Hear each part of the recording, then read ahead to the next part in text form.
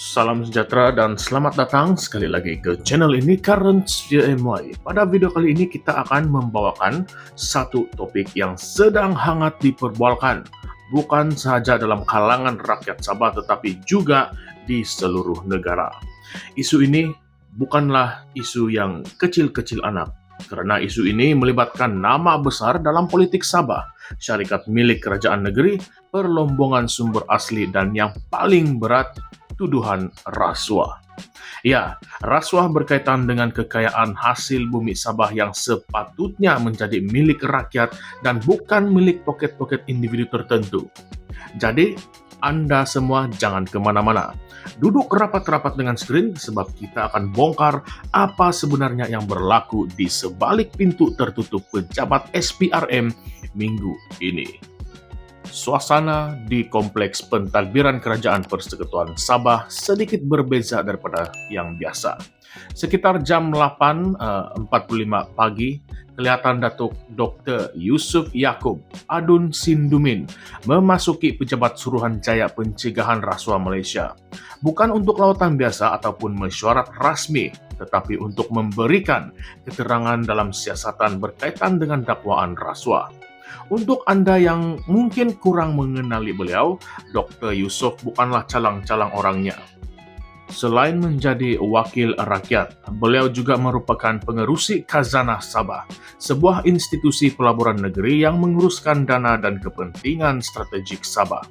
Bayangkan betapa besarnya pengaruh dan kuasa yang dimiliki oleh seseorang dalam kedudukan sebegini. Difahamkan, siasatan yang dilakukan ke atas beliau berkaitan dengan dakwaan rasuah berhubung aktiviti perlombongan sumber mineral di Sabah.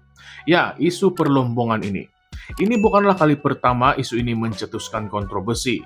Sebelum ini telah tular ataupun telah viral beberapa klip video yang memaparkan perbualan didakwa melibatkan wakil rakyat dan individu tertentu yang membincangkan soal keuntungan daripada proyek perlombongan, pembahagian hasil, dan juga deal-deal di belakang tabir. SPRM telah mengambil tindakan segera dan melakukan analisis forensik terhadap semua bahan bukti digital yang tersebar. Ini bukanlah sembang kosong ataupun fitnah politik semata-mata, karena Ketua Pesuruhjaya SPRM sendiri, Tan Sri Azam Baki, telah mengesahkan bahwa kes ini benar-benar wujud dan di dalam siasatan yang serius. Dr. Yusuf telah disoal siasat selama hampir 4 jam sebelum beliau dilepaskan dengan jaminan SPRM. Tetapi jangan silap paham, karena dilepaskan ini bukanlah bermakna bebas sepenuhnya. Sumber terdekat mengesahkan bahwa beliau akan didakwa di mahkamah pada penghujung bulan ini. Jadi kalau Anda ingat kes ini akan tenggelam macam isu-isu lain, nampaknya kes ini tidak ya, karena SPRM nampaknya betul-betul serius pada kali ini. Lebih mengejutkan, Ketua Pesuruhjaya SPRM juga mengesahkan bahwa bukan Dr. Yusuf seorang saja yang terlibat. Ada lagi seorang adun dan seorang individu awam yang sedang di dalam proses untuk ditahan dan akan didakwa dalam masa yang terdekat. Azam Baki berkata, mereka kini sedang dipanggil untuk memberikan keterangan sebelum diberitahu tarikh hadir ke mahkamah. Namun, beliau tidak mendedahkan identiti mereka buat masa ini. Apa yang pasti, 2 adun dan seorang awam akan dibawa ke muka pengadilan. Soalnya sekarang, siapa sebenarnya adun kedua itu? Nampaknya masih belum terjawab, dan mengapa masih belum lagi beliau tampil. Dan disinilah bermulanya persoalan yang lebih besar. Kalau 2 adun saja yang dipanggil, adakah benar hanya 2 orang saja yang terlibat? Perlombongan mineral ini bukanlah satu proyek yang kecil.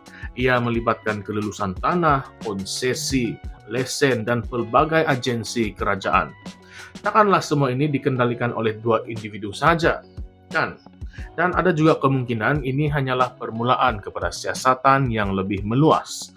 Kalau SPRM benar-benar mahu bersihkan sistem, maka keseluruhan rangkaian perlu disiasat dan bukan hanya individu tertentu. Kita juga perlu bertanya, bagaimana nama Khazanah Sabah boleh terlibat? Adakah badan pelaburan negeri ini digunakan untuk meluluskan proyek-proyek perlombongan yang meragukan? Atau mungkin ia hanya menjadi platform untuk kepentingan tertentu?